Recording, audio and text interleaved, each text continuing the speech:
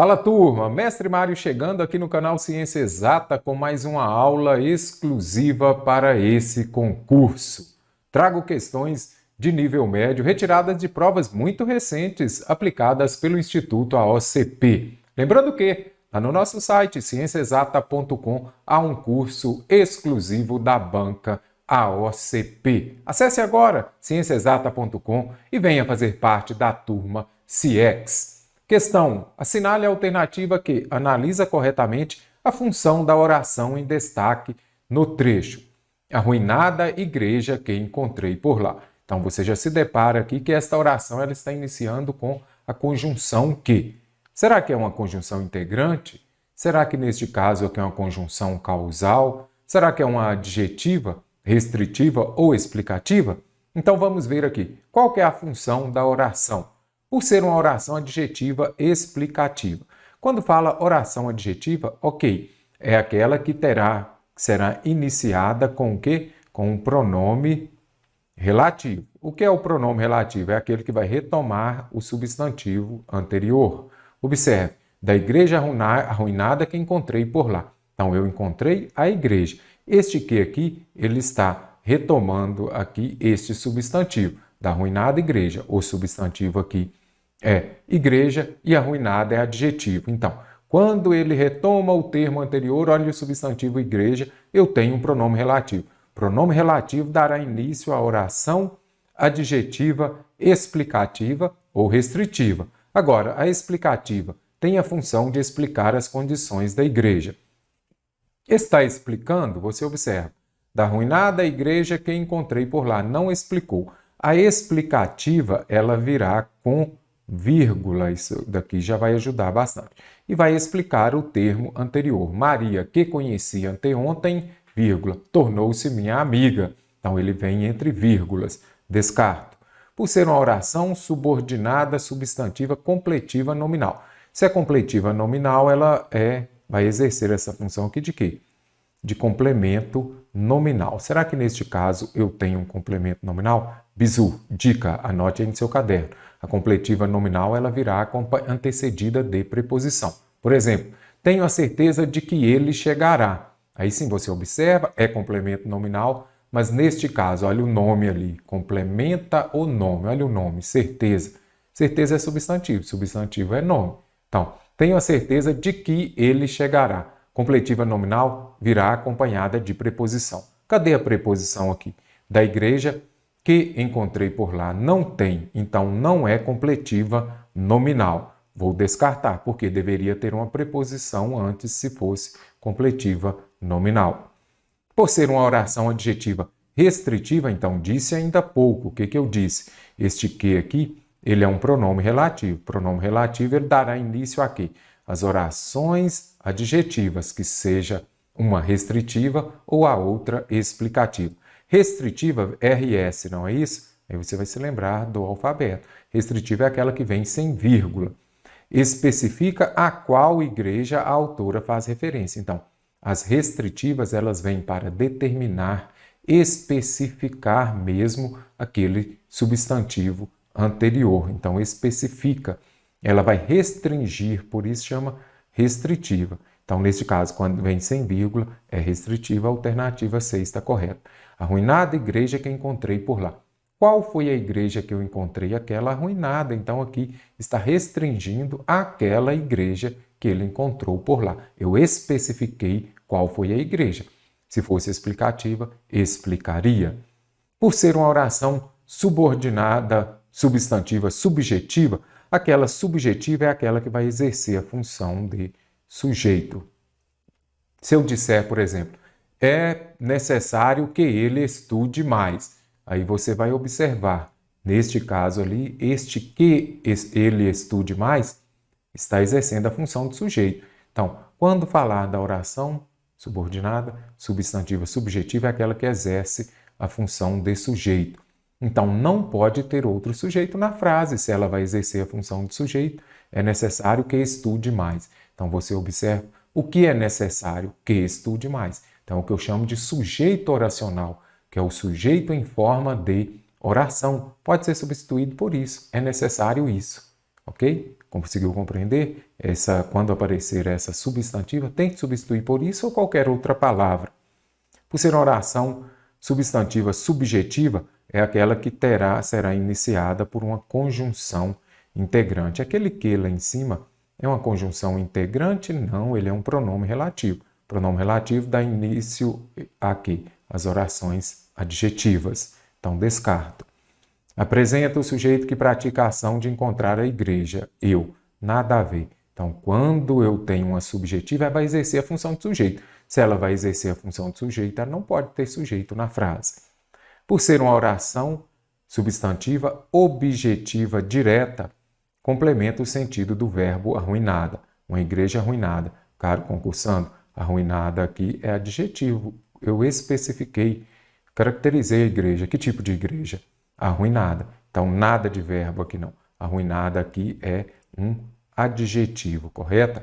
E outra coisa, quando é substantivo objetiva direta, de fato ela vai complementar um verbo transitivo direto, correto? Mas nesse caso aqui, lembre-se de que arruinada é um adjetivo. Ah, mas não teria problema, eu já sei que aqui este que é o quê? Pronome relativo. Para que seja uma oração substantiva objetiva direta, este que, ele precisa ser o quê? Uma conjunção integrante. Conjunção integrante que dará início às orações subordinadas, substantivas, integrante.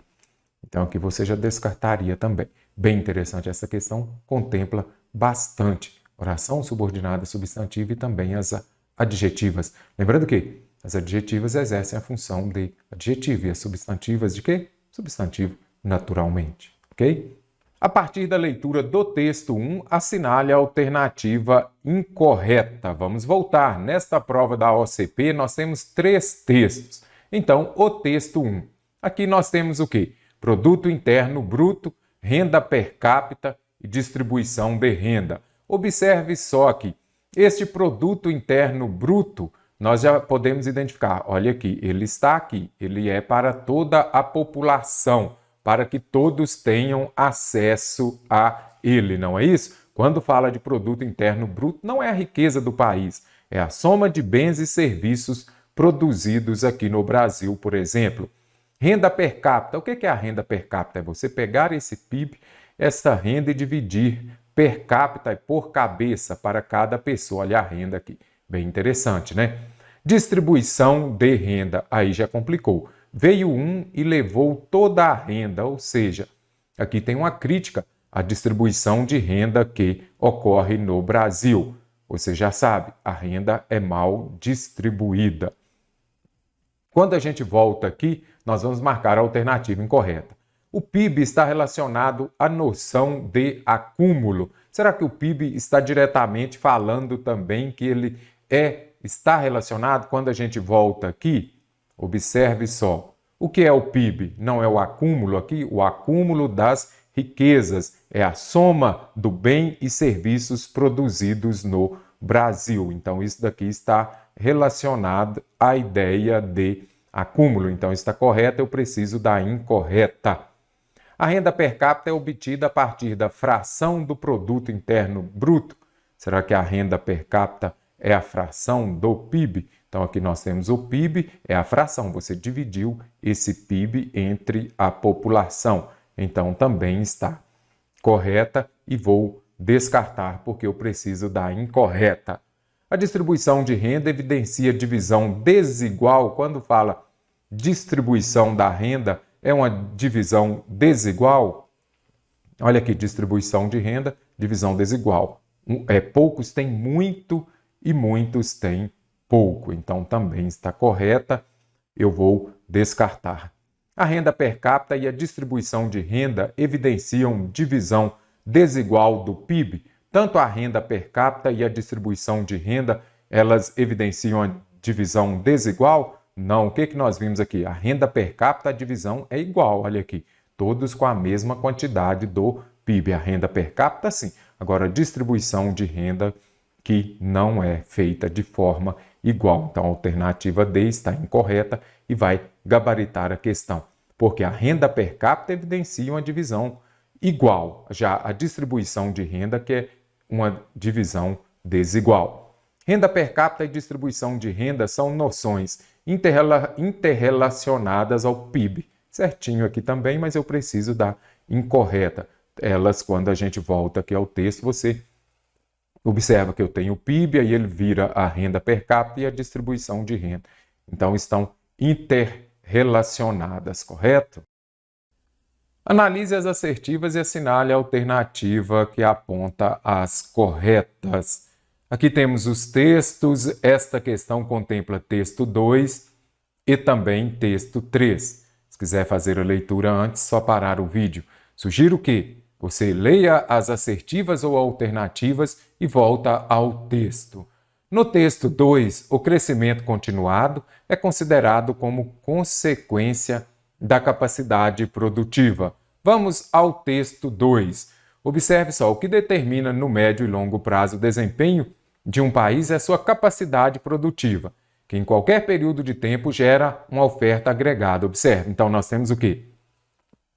A capacidade produtiva que vai gerar, ou seja, ela vai levar a uma oferta agregada de bens e serviços, que é o PIB, ou seja, nós temos a primeira capacidade produtiva para depois o PIB. Então aqui o crescimento continuado é considerado como consequência. Então nós temos a capacidade produtiva, é aquilo que ocorre primeiro e depois nós vamos ter o quê? O crescimento continuado. Então aqui está correto. Isso daqui nós temos, como fala na própria assertiva, relação de causa e consequência. Causa ocorre primeiro, a consequência ocorre depois. Então, nós temos o crescimento continuado que vai levar ao PIB.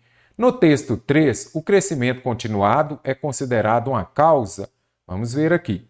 Na realidade, o PIB é um indicador de fluxo de novos bens e serviços finais produzidos durante um período. Se um país não produzir nada, seu PIB será nulo, ou seja, nós temos a produção para ter um PIB. E aqui fala o quê? Que o crescimento continuado é considerado a causa? Não, ele é a consequência, não é isso? Então, nós temos o quê? Vamos colocar aqui. É a consequência da mesma capacidade. Então, nós temos o quê?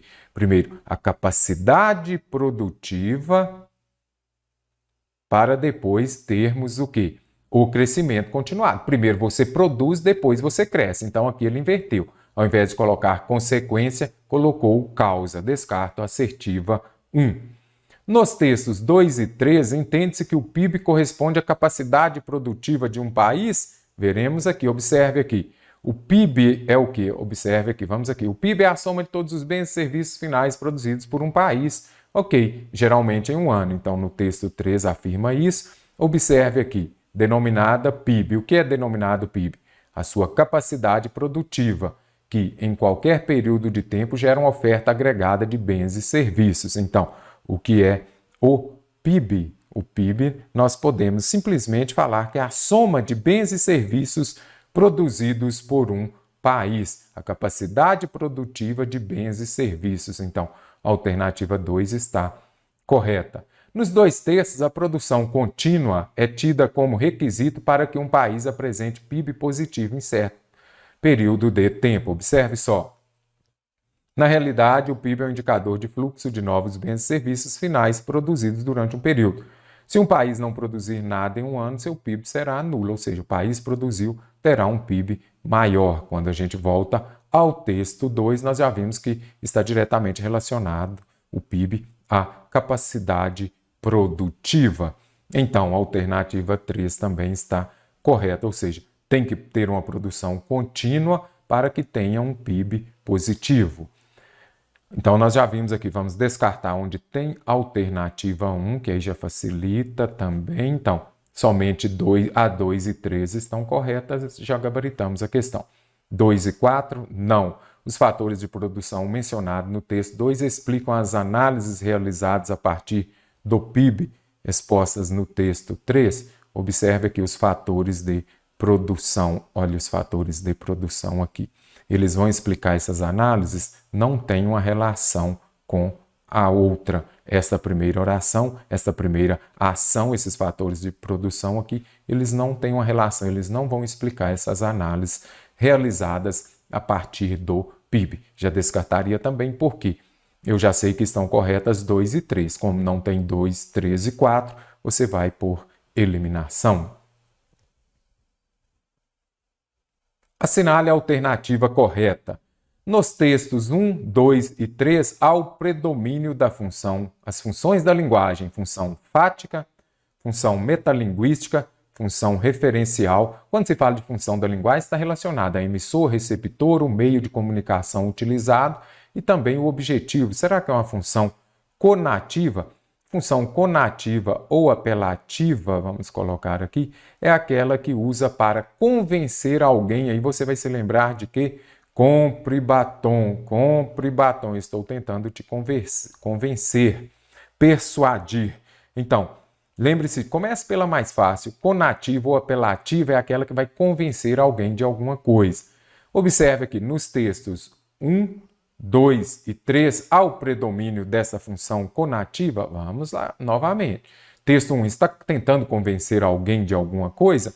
Não. No texto 2 também não, e nem no texto 3. Então, já eliminei duas. Nos textos 1, 2 e 3, há o predomínio da função fática. A função fática ela está diretamente relacionada ao canal. Ela é utilizada para testar aquele canal de comunicação. Por exemplo, se eu disser alô, ou então no WhatsApp, muitas pessoas falam está aí, ou então alô, está me ouvindo? Então aqui seria a função fática que não está presente nos textos 1, 2 e 3.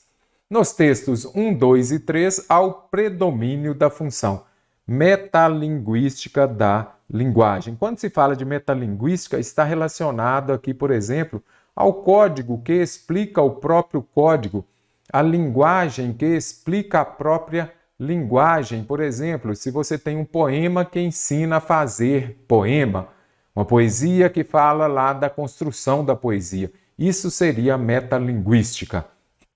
Então, a alternativa C, nos textos 2 e 3, há o predomínio da função referencial. O que é função referencial denotativa? Se colocasse denotativa aqui, seria bem mais fácil, que está diretamente relacionada a uma informação. Então, aqui bastava você se lembrar do que é uma função conativa, comece por ela, que é mais fácil, que é aquela que vai tentar convencer alguém de alguma coisa. A fática, para testar o canal. Metalinguística, que vai ensinar uma coisa ensinando a fazer a própria coisa, correto? Então é muito comum a música que vai ensinar a fazer uma música, por exemplo. E a função referencial ou denotativa presente nos textos 2 e 3. Então aqui está passando o quê? Uma informação sobre o PIB, correto? Assinale a alternativa correta. Os textos 1, 2 e 3 apresentam um tipo textual descritivo predominante. Será que está descrevendo? Sempre que tiver texto descritivo, pode utilizar o exemplo do retrato falado, quando vai descrever de forma minuciosa alguma coisa ou algum acontecimento. Olha aqui não há uma descrição minuciosa nem no texto 2 e nem no 3. Os textos 1, 2 e 3 abordam o mesmo ponto de vista crítico sobre o tema. Será que há uma crítica no texto 1? Aqui nós temos o PIB, aqui a renda per capita e a distribuição de renda. Na distribuição de renda nós temos uma crítica aqui ao fato de que poucos têm muito e a maioria não tem ou não recebe nada. Então, neste caso aqui no texto 1 tem uma crítica e no 2. Texto 2 aqui ele vai trazer uma informação sobre o PIB, da mesma forma no texto 3. Observe o que é o PIB. Traz uma informação e não traz ponto de vista, não traz uma crítica. Os textos 1 e 2 apresentam o tipo textual reportagem predominante. Atenção, atenção, atenção. Tipo textual, as tipologias textuais é o que eu chamo de dedinho.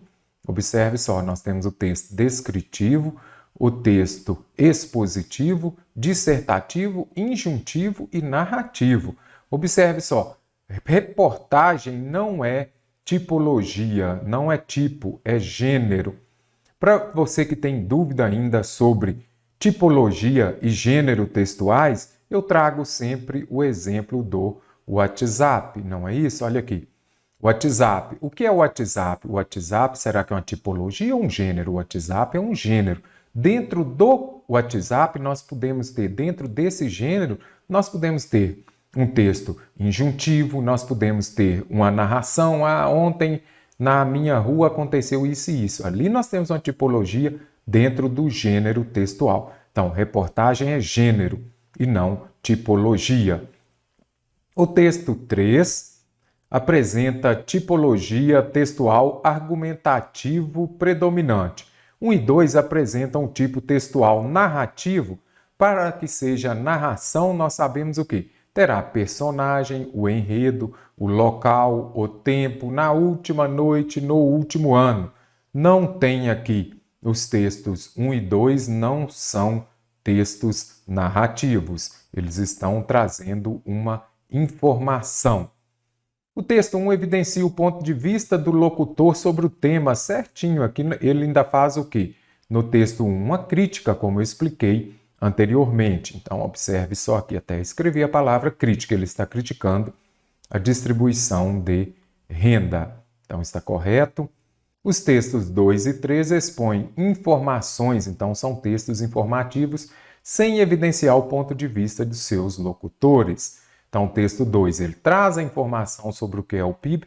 Cadê o ponto de vista dele? Ele traz uma crítica, ele traz aqui alguns argumentos, ele apresenta, ele é a favor ou contra, por exemplo, o PIB. Ele é a favor ou contra as análises feitas a partir do PIB.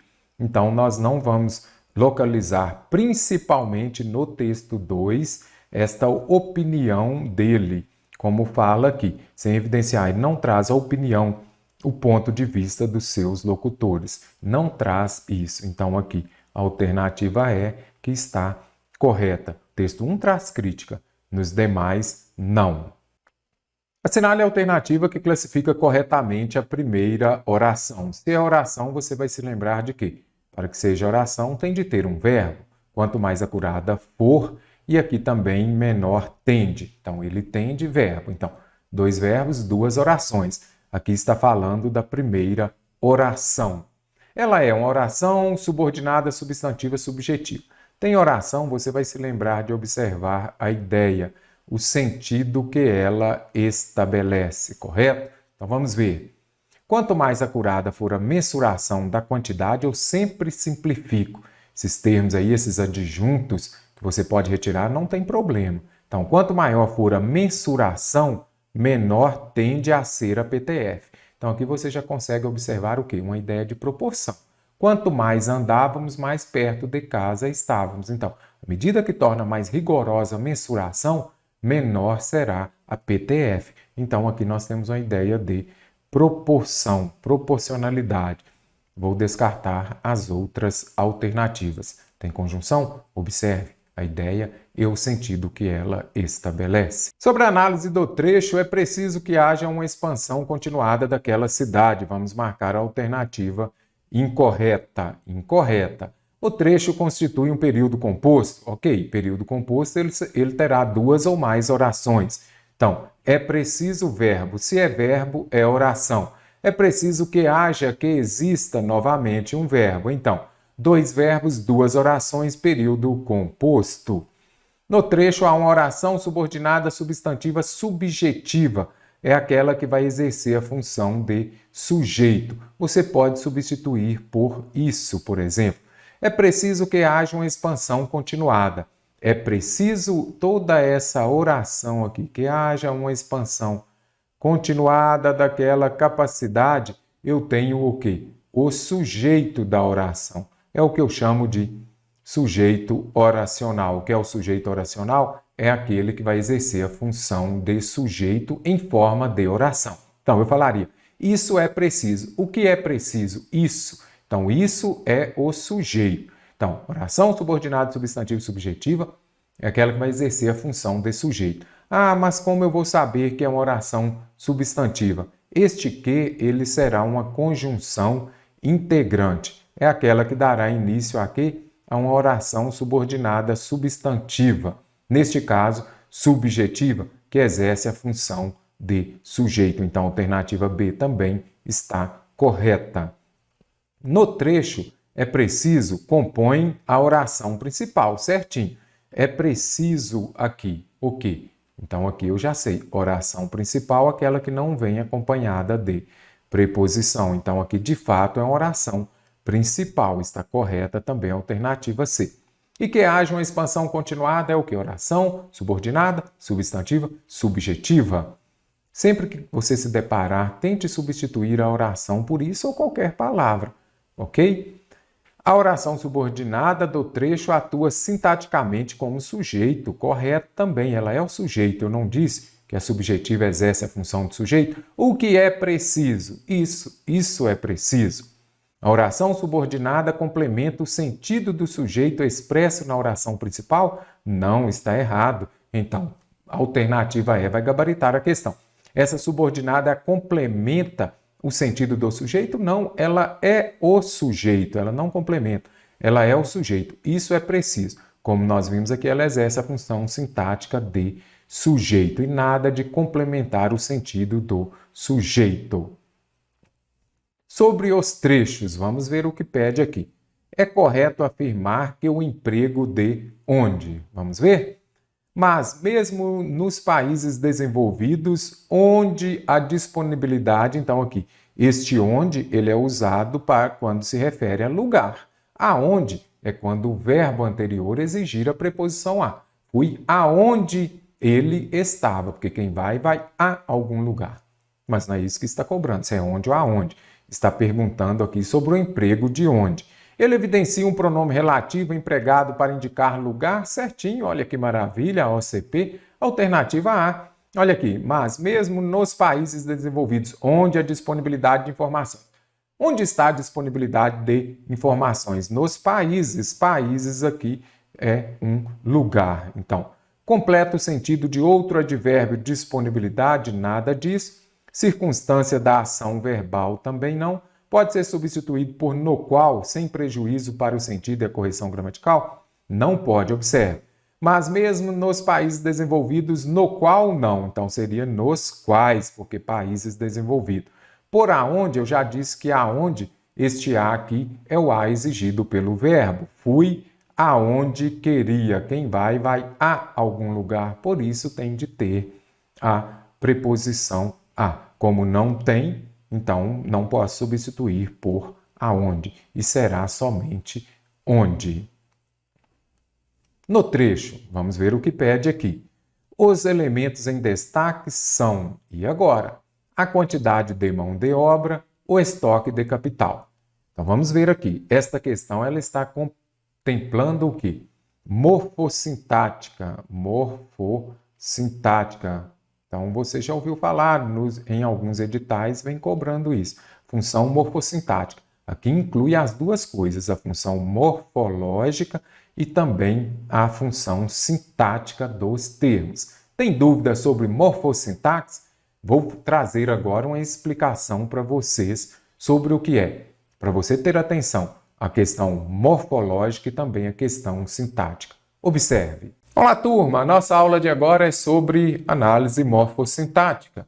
Aqui dentro há a morfologia e também a análise sintática. Tem morfologia, morfológica, essa análise, você vai se lembrar das classes de palavra.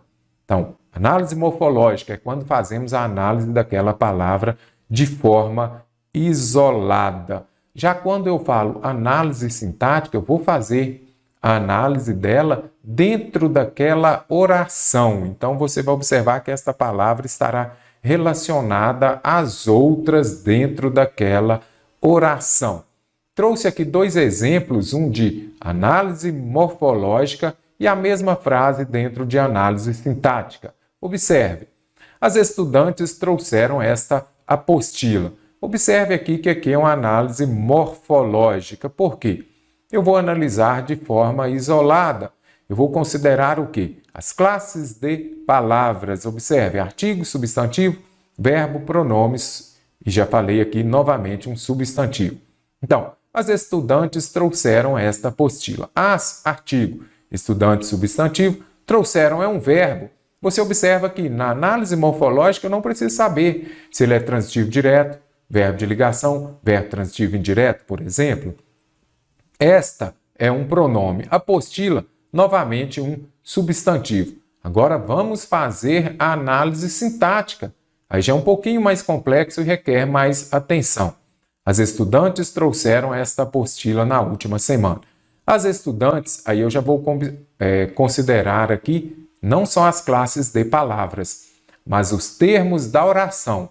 Tem uma aula específica aqui sobre os termos da oração, os termos essenciais, integrantes e também os termos acessórios. Então, não vou esticar muito nesta aula. Você, para compreender a análise morfossintática, você vai estudar novamente as classes de palavras, que estão todas aqui no nosso curso, e também você vai estudar os termos das orações, sujeito, predicado, complemento nominal ou complemento verbal, que é quando eu tenho um objeto direto ou objeto indireto. Você também vai estudar lá o agente da passiva, vai estudar adjunto adnominal, adjunto adverbial, aposto, predicado verbal, predicado nominal, predicativo do sujeito e do objeto. Isso tudo está dentro de análise sintática. Então, vou colocar aqui análise sintática. Então, as estudantes, sujeito aí, este A aqui ainda tem a função de adjunto adnominal, estudante é o quê? Núcleo do sujeito. Somente para o sujeito eu já fiz 4 análises aqui, 3 análises. Trouxeram esta apostila aqui, eu tenho o quê? Um predicado verbal, não é isso? Cujo núcleo é o verbo trouxeram. E aí eu preciso também falar, mas não é só verbo, eu tenho que saber que é um verbo transitivo direto. Esta apostila é o complemento do VTD, é o objeto direto. Esta eu tenho o quê? Um adjunto adnominal, não é isso? Que é aquilo que virá acompanhando o substantivo. Esta adjunta adnominal, apostila é o núcleo do objeto. Eles trouxeram o quê? Esta apostila, objeto direto. Qual é o núcleo do objeto direto? Apostila. Então, eu tiro o núcleo, aquilo que acompanha o núcleo, o substantivo, ele será o quê? O adjunto adnominal, como está aqui. Então, núcleo, na última semana eu tenho o quê? Um adjunto adverbial. Muita gente confunde adjunto adverbial com adjunto adnominal. Esse adjunto adnominal, ele vem junto de um substantivo. Já este adjunto adverbial, ele vai expressar uma circunstância. Quando eu falo na última semana, é uma circunstância de tempo. Então, aqui eu fiz uma análise sintática desta oração. Lembre-se de voltar aos termos da oração aqui na aula do nosso curso, correto? Então, agora que já compreendeu, quando se fala de morfologia, classes de palavras, você vai analisar a palavra de forma isolada. Já análise sintática, você vai analisar esta palavra dentro da oração. Quantidade, eu já sei. A quantidade, substantivo. Então, já facilitou. O estoque, substantivo. Não é isso? E agora, de mão, de obra e de capital. Aquela palavra que vai especificar, caracterizar o substantivo, ele vai ser o quê? Um adjetivo, não é isso? Se eu disser a quantidade disponível, a quantidade de mão de obra. Então, aqui eu especifiquei qual tipo de quantidade é. O estoque físico empregado. Se eu disser o estoque de capital, também caracterizei o estoque, que é substantivo. Então, as palavras que caracterizam, especificam, determinam o substantivo, eu já sei que são adjetivos. Como aqui vem acompanhado de preposição, eu vou ter o que então? Uma locução adjetiva. Então, todas elas são o quê? Locução adjetiva. Se é locução adjetiva, aquilo que vai caracterizar o substantivo. Agora, morfologicamente, são advérbios? Não. São morfologicamente deverbais? Também não. Sintaticamente, sujeitos? Estão exercendo a função de sujeitos? Você vem e já descarta. Morfologicamente, locuções adjetivas? Foi o que eu disse. Então, está caracterizando um substantivo, é o adjetivo. Neste caso, é locução porque é mais de uma palavra. Sintaticamente, quando você vai analisar dentro da oração, aí já modifica um pouco. Eu não posso falar. Quando eu falo, é um substantivo, adjetivo, advérbio, preposição, conjunção, eu já sei o quê? Que é classe de palavras. classe de palavras, morfologia. Quando se fala de análise sintática, aí você vai se lembrar de quê? Dos termos integrantes da oração. Então, nós temos lá os termos acessórios, dos termos da oração, aliás. Nós temos os termos essenciais, integrantes e também acessórios. Então, nós temos lá sujeito e predicado, nós temos os complementos nominais e verbais, objeto direto, objeto indireto, predicativo do sujeito. Lá com os termos acessórios, nós temos o quê? Os adjuntos, adverbiais, adnominais. Então, você já vai conseguir compreender sintaticamente falando. Agora, sintaticamente falando, são adjuntos adnominais? Sim. Esses adjuntos adnominais, eles exercem a função de adjetivos. Ah, mas por quê? Porque eles vão caracterizar o substantivo. Então, quando eu falo lá, quantidade de mão de obra é um adjunto adnominal. Ele vem junto ao nome, nome é substantivo, e ele vai caracterizar a mesma função do adjetivo. Então, a alternativa C está correta. Por quê? Classe de palavra, adjetivo. Análise sintática, nós temos o quê? Os adjuntos adnominais, correto? Morfologicamente, locuções prepositivas não, já sei que são adjetivas e nada de conjuntivas também. Questão bem interessante esta daqui, que pegou bem a questão da morfossintática. Sobre a locução destacada no trecho, na realidade, o PIB é um indicador de fluxo de novos bens e serviços finais. Vamos marcar a alternativa correta. Na realidade, é o quê? Expressa uma circunstância de lugar. Então, aqui, quando fala de circunstância, aí você já vem aqui. Você que está habituado a fazer as provas de concurso, você já sabe, opa, então é um advérbio. Na realidade, é um advérbio de lugar? Não. Se eu disser na cidade, seria uma circunstância de lugar. É formado por conjunção e adjetivo? Cadê o conjunção, a conjunção mais o adjetivo? Nada disso. Então, aqui é formada por preposição, cadê? Em, mais o que? Artigo a, certinho, mais o que? Substantivo, a realidade. Realidade é um substantivo abstrato. Então, em mais a realidade, na realidade. Ficou mais fácil. Apresenta posição fixa na estrutura oracional, sempre anteposta ao sujeito. Interessante também. Será que eu poderia falar? O PIB é um indicador de fluxo de novos bens e serviços na realidade. Então, esse na realidade aqui você já vai observar que ele não vai ter posição fixa. Adjunto adverbial, você sabe, ele pode vir no início, no meio ou no final da frase. Eu poderia falar, o PIB, vírgula, na realidade, vírgula, é um indicador de fluxo. Então, ele não tem essa posição fixa. O adjunto adverbial, anote aí no seu caderno, vamos lá, adjunto adverbial pode vir intercalado ou deslocado. Você observa, quando ele vem deslocado, ele virá separado por vírgula, se ele for de longa extensão. Se for de curta, o uso da vírgula é facultativo, e você pode usar ou não. Pode ser flexionada em gênero e número. Quando fala gênero, você já sabe é o quê? Masculino e feminino. E número, singular ou plural. Será que eu poderia falar singular ou plural? Será que eu poderia falar no realidade?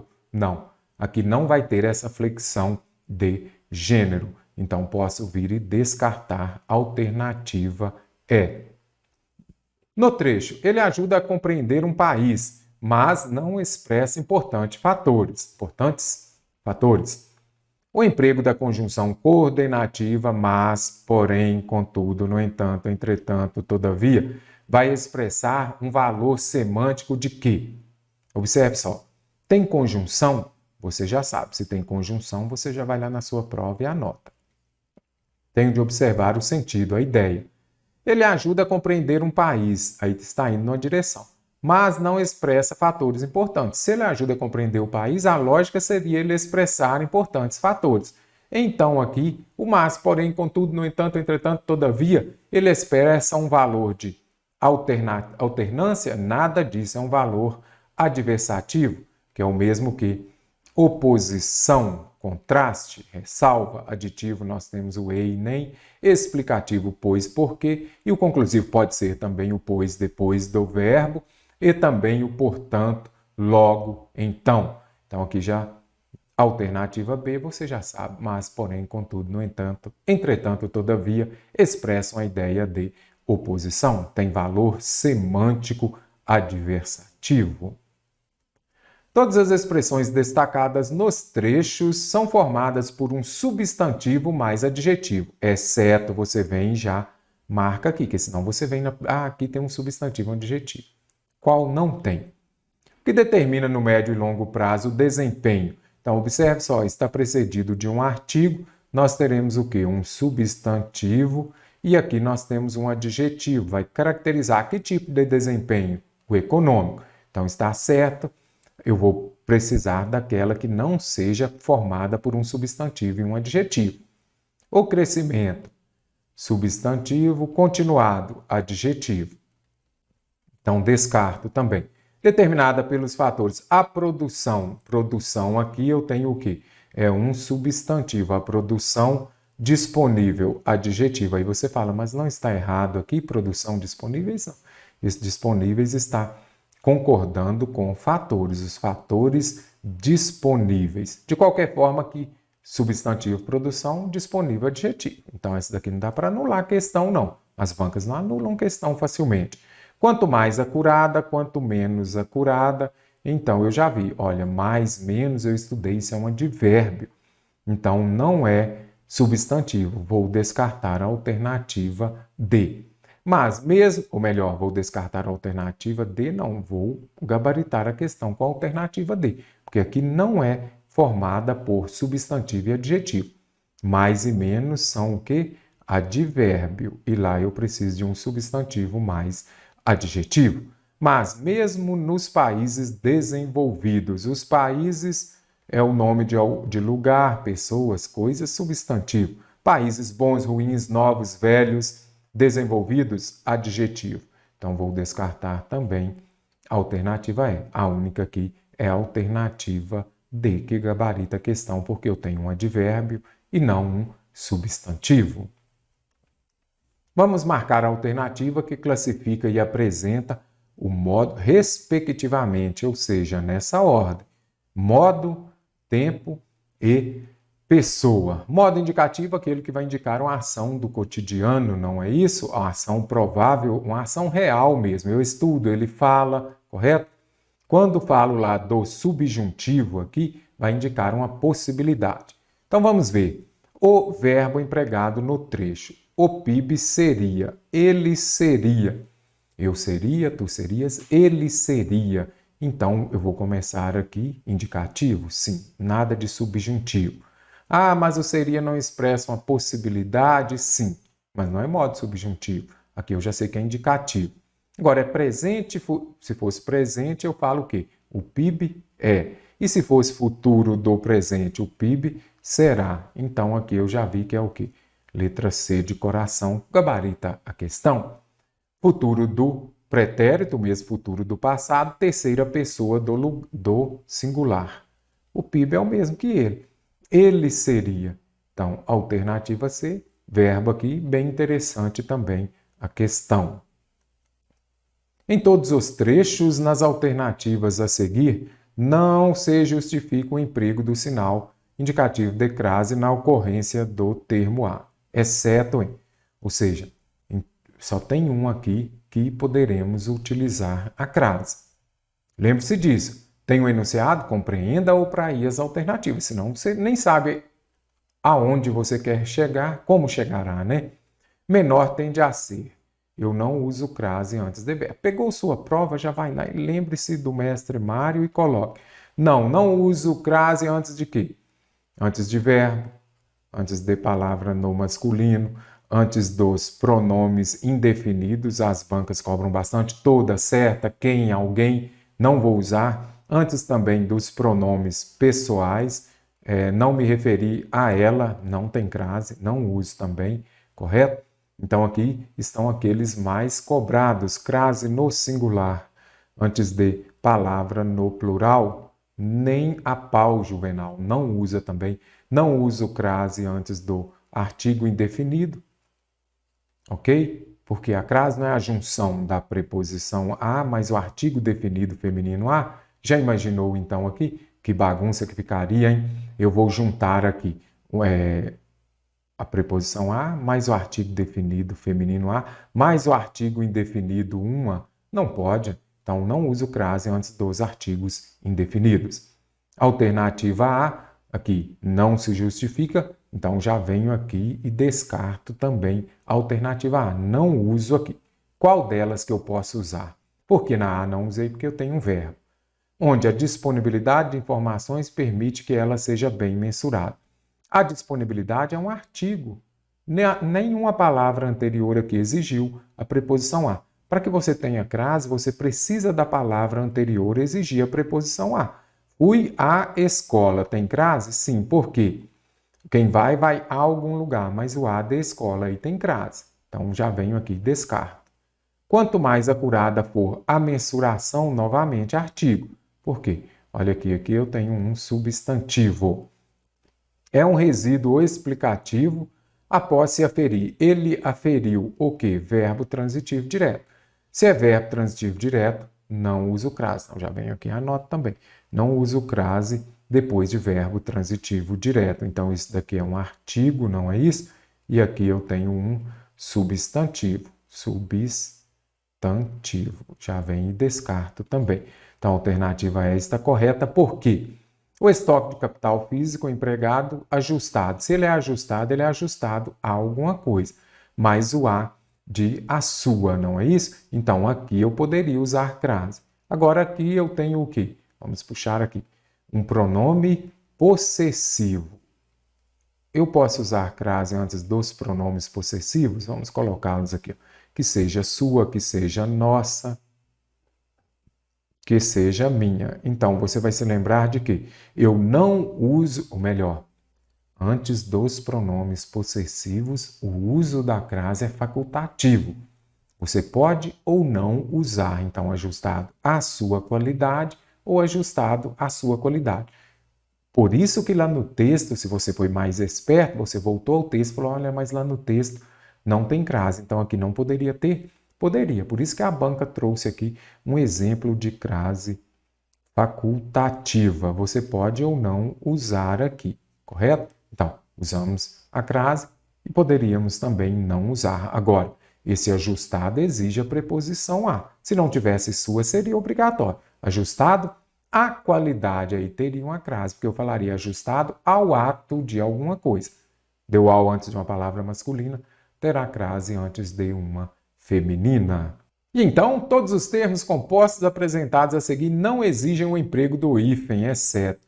Qual exigirá o emprego do hífen?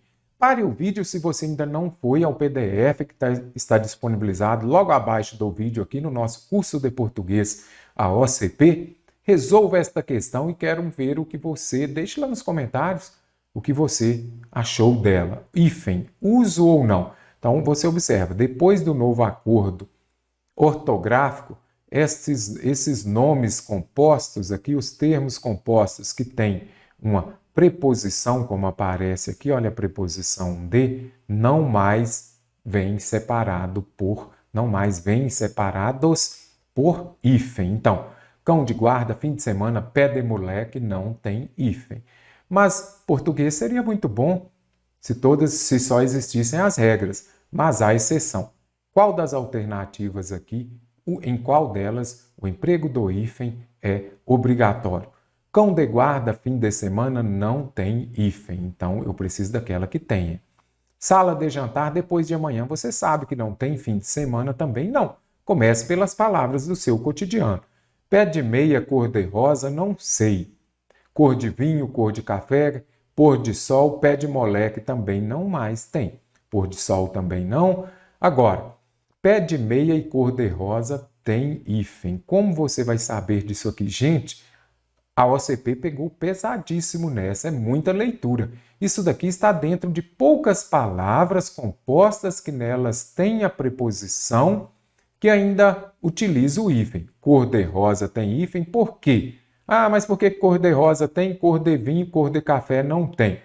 Porque já estamos habituados. A explicação mais lógica ou ilógica para o nosso português é essa.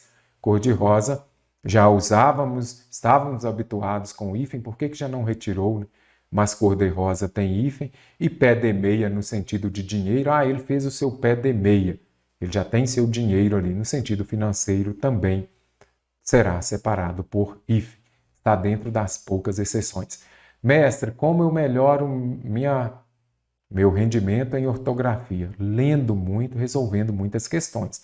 Anote em seu caderno. Cor-de-rosa tem hífen, pé de meia também tem. Cor de café tem? Não. Então é só estudando mesmo para você melhorar o seu rendimento. Cenário alternativo em que o predicado do trecho está corretamente classificado. O PIB é um indicador de fluxo. Predicado verbal, então, se tem um predicado verbal, eu tenho o quê? Um verbo transitivo direto ou um verbo transitivo indireto, e vai indicar este verbo uma ação. O PIB é um indicador de fluxo. Aqui o verbo ser, é um verbo de ligação. Se eu tenho verbo de ligação, eu não tenho predicado verbal, porque os verbos do predicado verbal indicarão uma ação. Predicado nominal com verbo de ligação. Verbo ser, estar, parecer, ficar, permanecer, continuar, viver. Verbo de ligação. Predicado nominal. Predicado nominal é verbo de ligação. Predicado verbo nominal com verbo de ligação também não. Se eu tenho um predicado verbo nominal, não terei um verbo de ligação e eu terei dois núcleos, um verbal e também um nominal, correto? Então aqui já vou descartar também a alternativa E. Predicado nominal, verbo de ligação, simples assim. Vamos marcar a alternativa em que todos os verbos empregados são regulares. Que são verbos regulares? São aqueles verbos que permanecerão com o mesmo radical. Se eu disser, por exemplo, o verbo mandar, então eu falo o quê? Vamos conjugá-lo? Eu mando, aí você observa, manteve o mesmo radical. Tu mandas, ele, de novo o mesmo radical, ele manda. Então, verbos regulares, aqueles que terão o mesmo radical e a mesma desinência. Se você pegar outro verbo da primeira conjugação, que é o verbo mandar, primeira conjugação é o ar, aí você vai se lembrar o quê? Dessa primeira terminação, você vai observar. Vamos pegar o verbo aqui, mamar. Então, fala o quê? Eu mamo, tu mamas, ele mama, nós mamamos. Então, você observa aqui. Os verbos regulares, eles possuem o mesmo radical, olha o radical aqui, e a mesma desinência também. Mesmo radical e a mesma desinência, olha aqui, o as, correto? Então, quanto mais acurada for, aqui é do verbo ser. Então, eu sou, tu és, olha aqui, ele foi, por exemplo. Então, aqui já mudei. Aqui eu tenho um verbo irregular, já venho e descarto a alternativa A. Para haver crescimento continuado do PIB, o PIB é do verbo ser, verbo irregular também, já venho e descarto. Ostentar, eu ostento, tu ostentas, ele ostenta. Então, aqui eu tenho um verbo regular, não é isso? Como registrar, olha aqui, eu registro, tu registras, ele registra. Mesmo o radical permanece, mesma desinência. E apresentar, eu apresento, tu apresentas, ele apresenta, nós apresentamos, também verbo regular. Então, alternativa C, decoração, gabaritou a questão. Empregado após se aferir. E agora? O que vai ser? Vamos conjugar o verbo aferir? Eu afero? Então, vamos colocar aqui, aferir, não é isso? Aí você já observa o radical. Eu vou falar o quê? Eu afiro. Então, já trocou, observa aqui, ao invés do aferir, do af, já virou afi. Então, eu afiro, tu aferes, ele afere, não é isso? Então, aqui eu tenho um verbo irregular. Aqui pegou mais pesado, né? Mas você vai se lembrar de que mudou o radical, é verbo irregular. E eu preciso de um verbo regular. Permitir que ela seja. Então, aqui nós temos do verbo ser. Eu já vi, vira vira foi, vira seja, vira for. É o quê? Verbo irregular. Então, já venho e descarto também. Alternativa E. No trecho, ele ajuda a compreender um país. O termo ele é empregado com relação textual de coesão. Coesão, ela vem para evitar o quê? A repetição também de termos. Aí nós temos a questão de anáfora, que vai se referir a algo que foi dito antes, ou catáfora, que vai se referir a algo que foi dito posterior. Reiteração, gente, é o mesmo que repetição. Então, se é repetição, vamos voltar aqui ao texto. O PIB é, contudo, apenas um indicador síntese de uma economia. Ele o quê? O PIB, então, aqui, para evitar a repetição, eu vou substituir pelo pronome. Então, aqui eu tenho um pronome, não é isso? Então, pela repetição, pelo recurso de repetição, nada. Pela reiteração, pelo recurso de substituição, eu substituí o PIB por ele. Então, letra B está correta. Aqui nós temos o quê? Associação pelo recurso de repetição, não repetiu, substituiu sim, mas eu já vi que ali é para evitar a repetição e nada de associação. Associação está se referindo aos termos sintaticamente, ou melhor, está se referindo aos termos semanticamente próximos. Então, essa associação poderia falar, por exemplo, de um antônimo, aí seria por um recurso de substituição.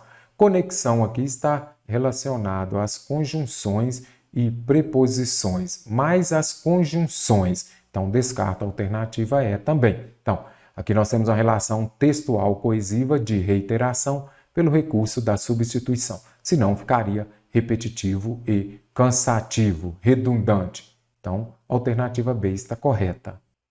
Em relação aos termos equívoco e período, informe se é verdadeiro ou falso. Vamos ver. Então, primeiramente, equívoco, eu tenho que saber. Vamos separar em sílaba, não é isso? Equívoco. Eu já sei que a antepenúltima sílaba é a tônica, ela será acentuada. Então, aqui eu tenho uma proparoxítona, não é isso? Período, vamos lá de novo. Período. Período. Aqui, novamente, nós temos uma proparoxítona. Por quê? A antepenúltima sílaba é a tônica. Ambos são proparoxítonos? Certinho. A sílaba tônica recai na penúltima. Olha aqui o que o examinador faz. Se você errou essa questão, você ficou irado, não é isso? Não é penúltima, é antepenúltima sílaba, é o quê? Proparoxítona, antepenúltima. Então, falso. Ambos representam hiatos inseparáveis silabicamente quando ocorrem na sílaba tônica. Gente, nada disso. Hiato não é inseparável. Observe aqui. Saúde, olha aqui. O hiato já é o quê? Duas vogais que ficam em sílabas separadas. Então, saúde, saída, por exemplo, aqui também são acentuados. Então, representam hiatos? Nada disso. Aqui eu tenho uma proparoxítona. Vou descartar. E o hiato é inseparável silabicamente? Nada disso, é separável. O primeiro forma o plural com mudança de timbre da vogal tônica, o segundo não. Vamos lá, equívoco, equívocos, nada de mudança. Período, períodos, não houve essa mudança de timbre também. O segundo forma o plural com alteração na sílaba tônica. Olha aqui, equívoco, equívocos, nada disso. Então eu já vi que equívoco, proparoxítona, equívocos, proparoxítona também, letra E de exata está correta, todas falsas. Sobre a formação do plural do termo, mão de obra. Mão de obra teria hífen ou não, pessoal? Acabamos de ver que esses termos, nomes compostos que tenham a preposição, a maioria deles já não mais será formada com hífen, escrita, grafada com hífen. Então, mão de obra não tem hífen, pé de moleque não tem hífen, e cor de rosa permaneceu o hífen. É correto afirmar que qual é o plural de mão de obra? Essas palavras aqui compostas, que nelas tenham uma preposição também, somente o primeiro vai para o plural. Então, é pés de moleque. Aqui, gente, é importante você se lembrar também. Depois eu falo. Então, pés de moleque e mãos de obra. Apenas o primeiro elemento é flexionado, acrescentando-se o morfema S. Então, alternativa A que está correta. O plural é mãos de obra. Eu falei ainda há pouco sobre questão que contemplava hífen. Se estivesse referindo a zoologia ou botânica, aí o hífen permanece. Zoologia ou botânica, mesmo com a preposição de, o hífen permanece. Mas se não for, não terá hífen, salvo as exceções. O português não sobreviveria sem as exceções. O termo acurada, o que é acurada? Empregado em quanto mais acurada for a mensuração e qualidade mensuração da quantidade e qualidade da força de trabalho, tem sentido, tem significado, tem sinônimo. E aqui eu nem colocaria sinônimo, eu colocaria tem significado de quê? Quando eu falo acurada. Está difícil? Volte ao texto. Vamos localizar aqui. Que é um resíduo explicativo após se aferir a contribuição dos outros dois. Quanto mais acurada for a mensuração, menor tende a ser a PTF. Então, quanto mais acurada, o que será acurada, hein? Tem sentido de rigor? Imprecisão? Se é impreciso, está confuso, ambiguidade aqui. Ambiguidade e confusão são palavras sinônimas, vou descartar. Impreciso, flexível, será que sim? Estão também próximas, não é isso? Então, para ficar mais fácil aqui, observe só. Quanto mais rigorosa for a mensuração da quantidade e da qualidade da força de trabalho, menor será alguma coisa. Então, acurada, ele traz o sentido, o significado de rigor. Como melhorar o seu desempenho em sinônimos também? Lendo bastante. Você lendo, você vai compreender melhor as questões, correto? Conseguiu acertar esta? Então, show de bola! Sabemos que acurada tem o significado de rigor.